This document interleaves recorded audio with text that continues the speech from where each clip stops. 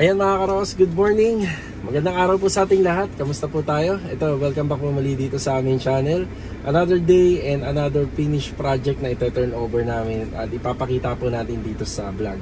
42 square meter floor area na matatagpuan po dito sa Lumina Homes sa Cavite na isang Angeli single firewall. Meron po itong 3 bedrooms na pinagawa ni client sa second floor. Meron pong isang closet. Meron po siyang toilet and bathroom renovation, TV console renovation, footstep and riser at renovation dun sa ating staircase. At naglagay din po tayo ng small kitchen space sa loob po ng bahay. Bali ito ipapakita po namin sa inyo, wala pa pong extension pero pwede naman po yung ganitong setup kasi medyo livable na. Ito mga karos, hindi na pinapasabi ni client kung magkano. So para sa akin na lang, bigyan ko po kayo ng idea and complete details sa mga pinagawa ni client owner regarding po sa renovation. Ang setup po nito, medyo open na layout to pagpasok sa loob dahil makikita nyo na po kagad ang small kitchen space niya, small living space at saka syempre yung TNB. So mga karos, sana ma-enjoy nyo po itong ating vlog. Ngayon ipapakita ko sa inyo at sana kapulutan nyo po ng idea at konting details regarding sa renovation. Hindi ko na patatagalin pa. Enjoy watching po para sa motif color natin na white and gray. So, let's go! Tara!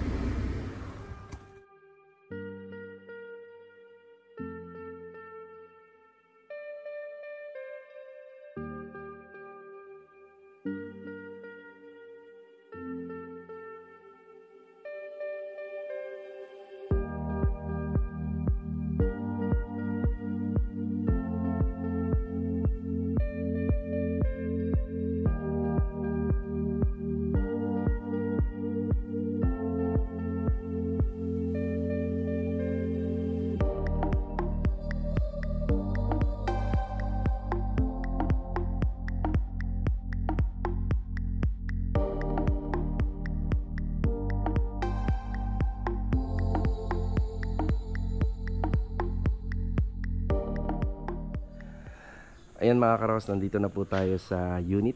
So ito yung last day namin. Actually last day namin nung isang araw. Pero ngayon lang po tayo mag-shoot ng video dito. Gawa ng mayroon pa tayong konting mga pinahabol pa ngayong umaga. So itong umaga nga po pala is May 10, araw po ng Sabado. Okay, bali start na tayo. Si client owner nga po pala, wala po siyang masyadong ipinagawa regarding sa extension. Pero syempre, itong part ng harapan na to, ito-turn over sa inyo to. Yung natural ground level niya is sa lupa. So may mga part lang po kami na hindi nakasama sa contract. Pero ginawa na lang po namin as a bonus kay client. Kagaya po dito, yan dyan sa part po na yan, sinemento po namin yan kasi kailangan po nila ng service faucet dyan. So laging maputik tong area na to. So sinemento namin. Tapos itong harapan na to, naglagay po kami ng maliit na steps dito. At nilagyan po namin ng tiles para dito sa porch area para kung sakali pong lalabas sila at saka papasok, at least yung aapakan po nila maayos. So nandito nga pala si Kuya Dinto, Master Dinto, good morning. Good morning. Good morning. Ito nga po pala ay isang Angeli model dito po sa Lumina Homes sa Cavite. So si Angeli, provision siya for 3 bedrooms or pwede rin naman 2 bedroom. 21 square meter sa taas, sa baba ganun din. Tapos 54 square meter yung lot area nitong ginagawa namin, pero hindi nga po siya nagpagawa ng extension. Then pwede po natin gawa ng extension to dahil so may mga space pa po rito na medyo malaki-laki pa. Tapos nasa 54 square meter naman po yung pinaka lot area niya na single firewall. Yan. So dito muna tayo sa may bandang labas. Ito po pala, pag nagkataon magpapa-extension siya dito sa Lumina Homes. So itong part ng area na to, yan isa nasa 150 cm height. Tapos hahatiin lang po natin tong bahay na to. Yan yung ating enclosed wall for extension. So yan ay pwede mong bakuran yan at isarado mo at lagyan mo ng bubong or slab hanggang dito po sa dulo. Since hindi po siya nagpagawa ng extension, ang setup na ginawa namin po dito, dahil syempre wala nga po siyang back extension area, open po yan. So kahit itong kabila hindi pa nagpapagawa ng pader, ganito yung setup na ginawa namin dito. So nag-request siya na magpalagay po ng canopy, pero parang bubong na rin yung style nito kasi kung sa canopy nasa 60 cm lang naman po sana. Pero syempre, yung concern natin kila client pagka nakatira sila rito, gusto natin hindi sila masyadong may initan at hindi sila masyadong mababasa. Anyway, itong part ng area rito sa likod, may mga bahay na po dito. Pero ang iniiwasan na lang natin dito, yung volume ng tubig sa tuwing umuulan, hindi masyadong papasok sa loob. So dito nga po pala sa bandang likod, may makikita kayong roofing trusses na nilagyan namin ng polycarbonate. Yan lang po kasi yung allowed dito. Nakikita nyo naman yung tubo na yan. Imbis na tutumbok po yan diretso dito pababa, medyo nilihis po namin. So ginamitan na lang po namin siya ng 1/8 bend or elbow na 45 degree para yung volume ng tubig galing po dun sa second floor roofing ay maayos pong makakadaloy papunta rito sa downspout. Tapos ito nga po palang part ng area na to, naka-concrete flooring to. So ang dahilan na lang din po natin dito dahil kagaya rin po sa harapan, maputik po tong area na to. Dati nandito yung outdoor kitchen nila. So parang ganun. Yan. So nandito yun. Since mag-aalala nga naman po sila tuwing gabi, lalabas sila para magluto or baka pwede silang mabasa rito yung mga gamit nila pag tuwing umuulan. Ang ginawa na lang po natin, tinanggal po natin tong kitchen dito at nilipat muna natin sa loob. So makikita natin dito, catch basin na lang for clean out. Tapos naka-tile siya ng 40x40, yung pang outdoor tiles yung ginamit natin dyan. Yung pasingawan, nandiyan pa rin po. Pasingawan yan para po dun sa toilet and bathroom. Tapos meron po tayong nilagay ng mga air vents dito. So itong part na to, yan yung singaw na ihigupin ng ating exhaust fan. So dito sa loob. So naka-screen naman yan kaya hindi yan papasukin ng mga insekto. Tapos itong isang part na to, yan naman po yung exhaust fan dito sa toilet and bathroom. So yan, naka-net naman din yan kaya hindi siya papasukin. Ang ginamit nating materialis dyan is aluminum kaya hindi siya kakalawangin kahit naka-expose dito sa araw at ulan. Siyempre naglagay tayo ng floor drain dito. Ayan yung floor drain. So naglagay din po tayo ng kanyang private space which is yung sukalo para makontrol natin yung tubig sa tuwing maglalabas sila rito. Kasi itong part ng area na to, ito na rin yung magiging laundry. So laundry area kaya may faucet. Itong switch na to, hindi na po namin to nilagay sa loob kasi yung likod niyan ay nandun po yung kanyang kitchen. So nandun yung small space kitchen niya. Matatamaan po kasi to ng kalan. Tapos syempre naglagay na rin po tayo ng outlet dito. Hindi naman nabasahin tong area na to gawa ng kahit paano may bubong. So yung roofing trusses natin, nilagyan natin ng sampayan at naglagay tayo ng isang ilaw. So ito yung ilaw na yan, ayan o. Ayan yung switch button niya. So tricolor din po siya. Tapos faucet na nakaabang na para po sa laundry. Kung sakali pong kailangan nila ng water supply, yan meron na po tayo rito. So ito lang yung mga inasikaso natin dito sa pinaka outdoor wall niya and then outdoor part ng ating bahay. Tapos kung mapapansin nyo, makintab yung harapan ng bahay at saka itong likod, gawa na naka-acrylic emulsion niya. Kasama po sa contract namin yung repainting nitong kabuuang wall na sakop po nitong unit ng aming client. Tapos yung ibabaw nitong slab, so may kita nyo yung part na yan, na wall na yan, yan yung toilet and bathroom. Tapos nakagawa po sa concrete slab yung turnover sa kanila ni developer. Marami kaming inayos dyan. Naglagay kami ng concrete epoxy A and B dyan. Tapos nag-another concrete flooring slab po kami dyan para matanggal namin yung mga leak problem dito. Kasi bago po i-turn over to kay client, ang dami pong mga leak problem dyan sa pader. Tapos doon din po sa taas, sa second floor, yung mga bubong po natin dyan, inayos natin. Then repair and maintenance yung turn over natin kay client. Tapos syempre yung screen door dito, aluminum screen door. So may papansin nyo, may half cladding siya. Tapos yung half screen, kasi ito yung mga the best na setup ng mga screen door kapag wala ka pa pong mga extension. Para kahit papano naman pag umulan, tumalsik dito yung tubig, hindi na po papasok sa loob, babando na lang po dun sa cladding na pinagawa po nating screen door dito. So ganyan po yung setup. Kintab, no? So ito po is yung acrylic emulsion paints. So niretouch natin yan, primer natin, pininturahan uli natin ng kakulay ng beige. Yung beige po, yan po yung turnover color scheme nung sa developer. So ganun din po dito, 40x40 yung tiles na ginamit natin. Then screen door, half cladding. Yung mga screen door naman ngayon, so ito is a 3-way screen na para matibay. Lahat naman ng screen door, meron siyang lock, barrel bolt, then naka door closer pa. O yan, di ba? Hindi yan basta-basta hahampas. Okay, dito na po tayo sa floor area, dito sa first floor. Ang unang mga makikita po natin dito is yung mga pailaw natin. So, kailangan naman talaga sa loob ng bahay, mas maganda kung medyo mas maraming ilaw. Pero syempre, huwag naman po yung sobra. Tsaka kailangan nakukompute natin yung mga wattage ng ating mga nilalagay na ilaw. So, sa breaker niya, hindi ito yung original panel breaker. Hindi ganito yung dami niya. So, medyo dinamihan na namin just in case magpa-renovate si client, ipatapos niya po to. Yan, ready na yung breaker niya dito. So sa mga windows, ginamitan namin ng Korean blinds. Ang motif color nitong unit na to is white and gray. Yan, kitang-kita naman, white and gray. Na dadaglag na lang yung combination ng black kung sakaling may mga appliances na. So sa main door, yan na yung lagi naming mga ginagawa. Pinapalitan po namin ng doorknob at saka yung ilalagyan namin ng double lock. Original color nito is chocolate brown, pero pwede naman nating baguhin, gawin nating black. Mas maganda para sunod tayo dun sa color scheme combination ng ating motif color design. So sa tile 60x60 na glossy porcelain to. Ayan yung pinaka texture niya at saka yung design. Sa cove ceiling, iisa lang ang mga ginamit naming kulay dito sa cove ceiling sa first and second floor, bali may pagka dark gray. Naglagay na rin po kami ng strip light dyan. Pag may cove ceiling, automatic may strip light.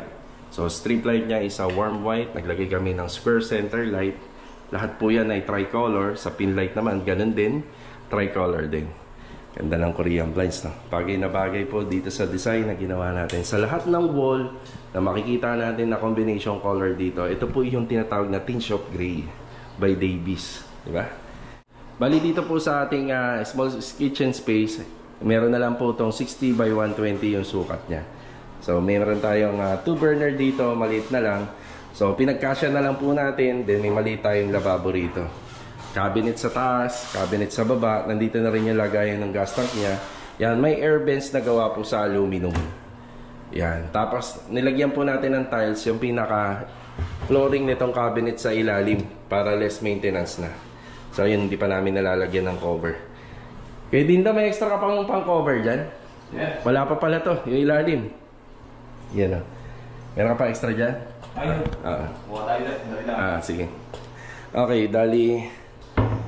Meron din pong cabinet dito na which is may konting storage pa kahit naman paano. Tapos yung nakita nyo mga urban sa labas, ito na po yun. Kapag nabuksan tong gas range, yan, dyan na po mapupunta yung hinihigop niyang init at saka usok. So tiles is a 60x60. Medyo combination na lang po ng konting gold, shade of gold at saka dark gray. Diba? Tapos dito naman po sa TV console, ayan, makikita nyo ating TV console dito. May nilagay kaming tiles sa bawat gilid, 30x30 yan, para yan ay magsisilbing design niya. Then WPC or wall fluted panel naman, yan naman po isa dark gray. Tapos naglagay kami ng dalawang cabinet dito. So yan, nakahanging cabinet. So para kahit papano may storage pa rin sila client. May internet na siya, TV wall bracket na lang ang kulang. So internet, functional na to. Yan, gumagana na po yan. Tapos naglagay ako ng pin light dito. So warm white lang yung pin light, dalawa. Sa ilalim ng stairs, dahil pa-slope na to, kadalasan hindi na po ito nagagamit. So para maging useful tong area na to, ayan, naglagay po tayo ng mga cabinet dito. Kahit yung maliit na part na yun, nilagyan po natin. Yan, para kahit naman papano, yung maliit na space nagagamit. Tapos dito naman, nandito pa rin yung kanyang toilet and bathroom. Si toilet and bathroom, yan, pinalitan po namin na mas magandang klase ng pintuan yung dating tinurn over kay client. So ito kasi PVC door lang. Kapag ka-turn over sa inyo unit, ayan, PVC door lang, nagpagawa tayo ng aluminum door. So sa aluminum door natin, pwedeng disusi na rin yan or pwedeng hindi. Tapos ang kagandahan, makapal na aluminum na ang ginamit, talagang pang matagalan na. So dito lang kami nagbago ng kulay ng ating PVC ceiling panel. Kasi pagdating naman po sa may mga other na rooms, pwede ka na po magbago ng design kasi meron na po siyang pintuan. So dito, may pagka-wood look yung ating design dito sa kisame. Ayan o, mahogany. So merong exhaust fan, nakita nyo na kung saan pupunta yan dito sa part ng wall. May 4 na pin light, tricolor din yan. Nakakornisa, paikot. Tapos yung pinaka wall accent dito, meron ng niche, wood look yung kulay niya up to floor area. Yan o. Ganda. Hindi mawawala yung LED pa wall mirror natin dito. Yan, di ba?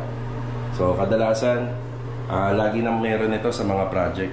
Tapos dito naman, gumamit kami ng aluminum na hanging cabinet para ma-maintain natin at hindi siya mabubulok itong area na to.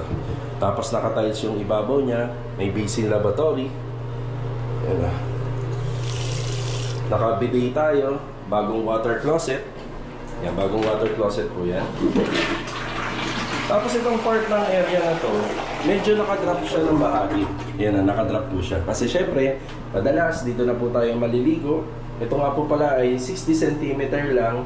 Tapos sa water closet, another 60 cm. Pagdating sa vanity area, another 60 cm.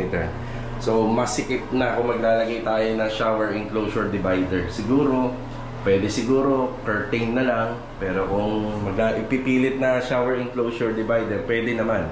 Kaso nga lang, sobrang sikip na, hindi ka na makakaligo ng maayos dito sa dulo. Tapos naglagay tayo ng 304 stainless. Yan, towel holder.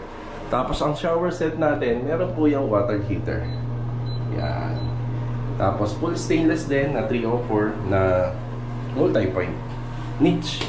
Yan, napakalaking bagay nitong area na to kasi dami mo na mailalagay dyan at hindi ka na bibili para sa lagayan ng mga shampoo at sabon. At the same time, tiles pa, easy to maintenance. Diba?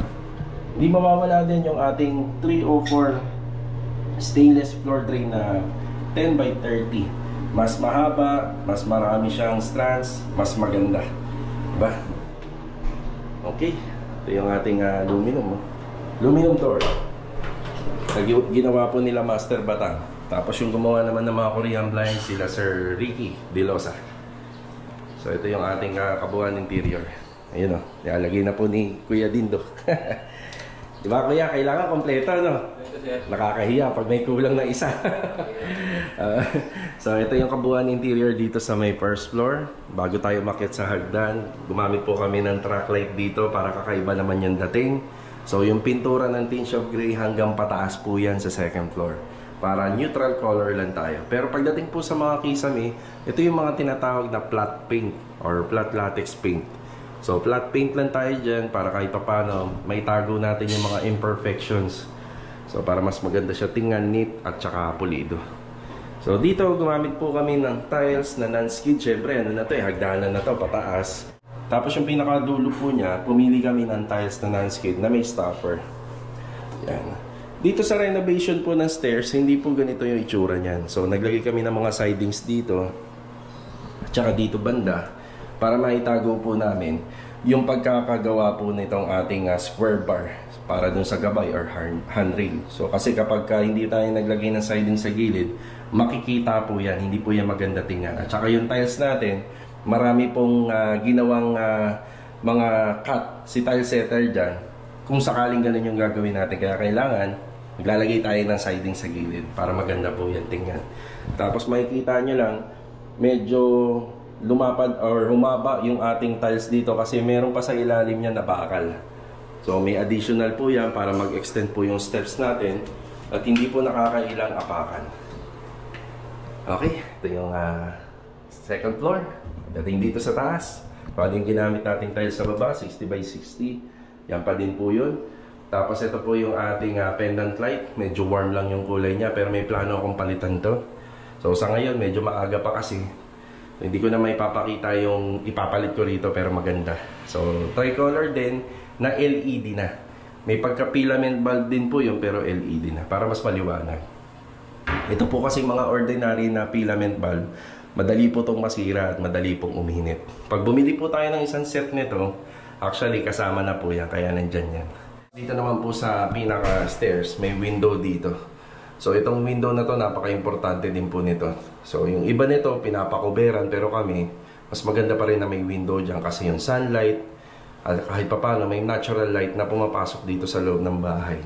Tapos yung curtain na ginamit ko rito ay Korean blinds para madaling hilain. Kasi pag kurtina, napakahirap pong i-maintain. Kasi kailangan mo lagi ng mahabang hagdanan dito. Okay, bali 3 bedroom. Yan, may 3 bedroom tayo rito. Yan po yung 3 bedroom natin. Pwede rin to maging provision for 2 bedroom, pero pwede rin for 3 bedroom. Depende sa setup na gusto ni client. So, ito, may pa-hallway tayo rito. Nakakornisa siya, pin light. Sa hallway ng mga bedroom, lalo-lalo na sa mga part na tapat ng mga pinto, importante may ilaw. Yan. So, huwag niyong kakalimutan hindi maglagay ng ilaw. Dapat may ilaw. So, first room, yan yung mga susi. Ginamit natin sa mga pintuan dito, syempre solid mahogany door na, then naka-varnish. So pag varnish kasi, maganda na yung texture niya, elegante na po yung dating, at matibay pa. Yan po yun. Tapos syempre lahat ng pinto may door stopper. Ayan, meron na nga po palang paon ng mga gamit si client dito. Nandito yung mga Uratex foam nila, yung mattress. Yan, meron na. Tapos meron isang center light dito, naka-PVC panel din. Kasya po ang isang single bed dito. Yan, kita naman, no? Single bed. Yan, isang single bed. Tapos dito tayo sa second room. Dito sa second room, single bed din yung kasya. Kagandahan nito, may dalawang window na, tapos may abang na para sa aircon. Yan. Isang center light din yung ginamit namin dito. Yung mga ilaw nga po pala, lahat to ay galing sa ANS lamps na matatagpuan po dito sa may Centennial, sa may Kawit. Sa tabi po ng Wilcon. Yan, dyan po tayo bumibili ngayon ng mga ilaw. Door stopper, yan sa baba. Oh, para hindi po untog to dito sa pader. Yan, napakaliit na bagay po niya yung door stopper na yan, pero napaka-useful. Diba? Okay, dito naman po tayo sa master's bedroom. Master's bedroom, double size ng mattress ang mas magandang ilagay dito. Kung queen or king, medyo kasya naman, pero alanganin na. Yan, may dalawang window din. Then, meron tayong ginawa dito na abang para po sa window type aircon. Diba? May saksakan na rin yan. So, payo ko lang sa mga nagpapagawa, mas maganda sana nandito na yung aircon. Para sakaling may mga adjustment, pag nilagay po natin dyan, at least, dito, actual na. Pero pagka ganito, hihintayin pa natin yung aircon, tas may binutas tayo dyan. So, baka magkaroon pa ng konting adjustment, pwedeng masikip, pwedeng maluwag. Yung aircon po kasi, galing po sa lumang bahay nila, ililipat po kasi dito, kaya hindi mo na ipinadala dito para magamit nila. So, ito naka-Korean blinds din tayo rito. Same color, kagaya sa first floor. So, ito, tapos na yung bahay. Ayan, may additional tayong outlet na nilagay rito. Then, yung closet. Ayan yung setup natin. Meron tayong 4 na open layer, tapos may drawer sa baba. Tapos yung ating closet cabinet. Yan. Yun. Ang ganda na. Okay.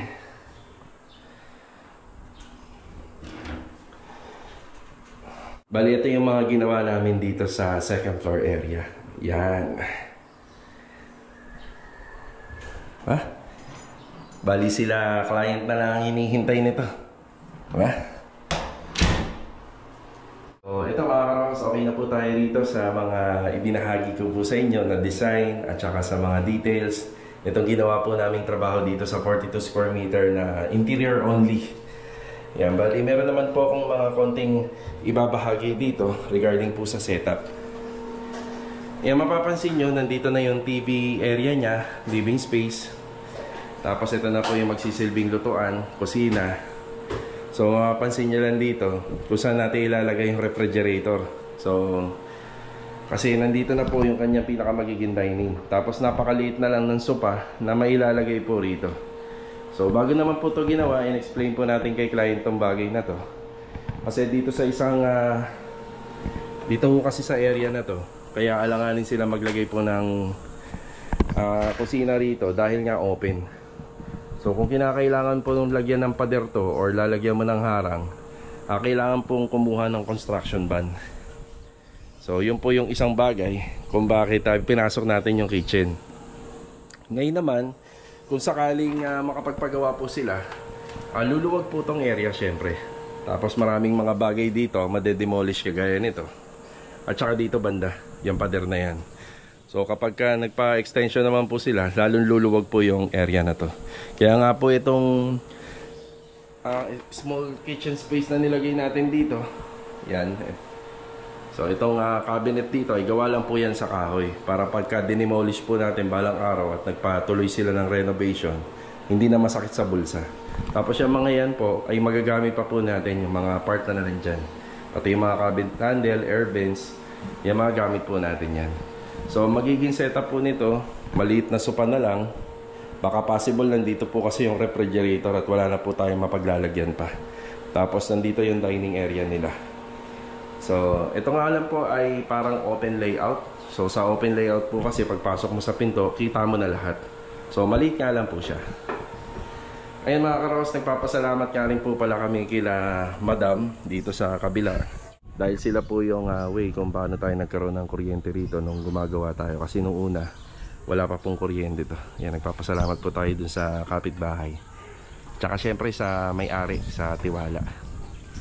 So ito na po yung kabuuan na renovation natin. So finished project. So wala naman po masyadong ginawa sa extension.